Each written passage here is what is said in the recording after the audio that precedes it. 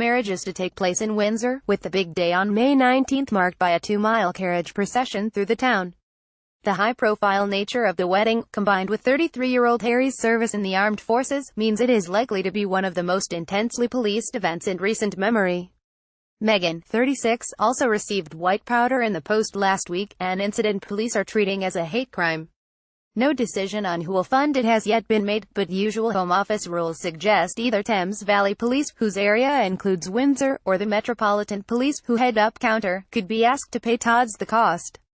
A police force can apply for funding from the Home Office for one-off events, but only if they cost more than 1% of its budget. The force is still expected to fund the initial 1% itself. This would mean a bill for the Met of £30 million, with Thames Valley paying £3 million. Thames would also face the cost of Princess Eugenie's wedding later this year, which is also being held at St. George Chapel in Windsor Castle. A well-placed police source said there were tensions between the two forces over the issue.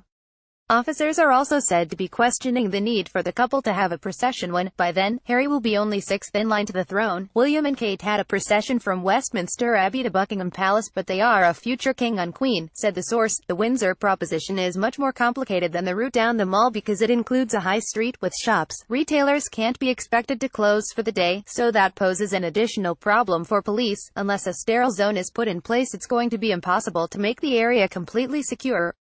Frankly, the whole thing is a bit of a nightmare from a policing perspective, Princess Diana's former bodyguard Ken Wharf said. No stone will be left unturned to keep the royal couple safe. Trust me on this occasion, finance has nothing to do with this. For Scotland Yard, together with Thames Valley, which will be policing this event, money is not an object and they will make sure the very best of security is put on display so security is not compromised. Windsor has witnessed a series of royal security breaches in the past. In 2003, Osama bin Laden impersonator Aaron Barshik managed to gate-crash William's 21st birthday party at Windsor Castle while wearing a pink dress, a false beard and a turban, a Home Office source said. Planning for the event is still ongoing and no decision has yet been made as to how the policing costs will be met. We have not been informed of any disagreement between Thames Valley and the Metropolitan Police Service.